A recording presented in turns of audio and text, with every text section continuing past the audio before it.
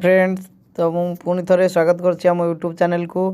तो आसतु आज देखा बहुत बड़ खुशी खबर, बहुत बड़ गुड न्यूज आसी। इंडियन पोस्ट पेमेंट बैंक तरफ आसी आईपीपीबी जॉब वैकेंसी 2025 ऑनलाइन। देखु इंडियन पोस्टल पेमेंट बैंक तरफ आसी जॉबटी organisation by Indian postal payment bank, जहाँकि रही new post job manager, assistant manager, senior manager रही। जहाँकि जदि आम देखा अप्लाई मोड ऑनलाइन अच्छी। Who can apply all India पिला आपन एथिरे अप्लाई करि परिबे।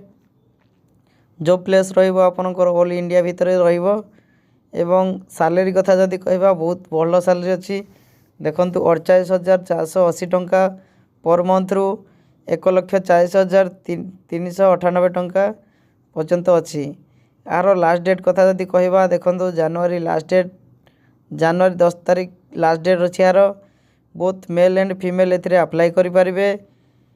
देखंतु पुणी थरे कहि रखिबी पोस्ट नेम गुड़ाक होची assistant manager, manager, senior manager, cyber security expert.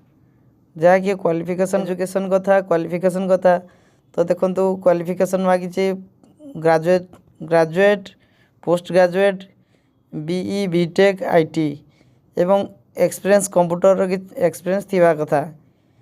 तो जदि देखा जा एज लिमिट कथा ताहले देखंतु 21 वर्ष रु 40 वर्ष मध्य अच्छी हेइथिबा दरकार आपनकर। जदि सिलेक्शन प्रोसेस देखा रिटन एग्जामिनेशन अच्छी, पर्सनल इंटरव्यू मध्य से नहीं पारे। तो देखंतु यह स्टार्ट हो गलानी। स्टार्ट डेट होची 21 डिसेम्बर रे स्टार्ट हो जाइए। तो यार लास्ट डेट होची 10 जनवरी 2025। तो अल्प दिन अच्छी आपण मैंने यथाशीघ्र जाइकी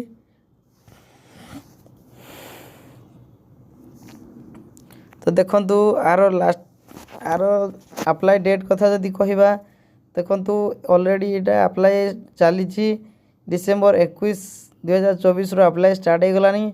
लास्ट डेट कथा जदि कहबा आम 10 जनवरी 2025 लास्ट डेट यार अच्छी। एवं देखंतु यार लिंक मु डिस्क्रिप्शन रे दे थी। आपण माने चाहिए जाइए से डिटेल्स बुझी पारिबे एवं ऑनलाइन अप्लाई करि पारिबे।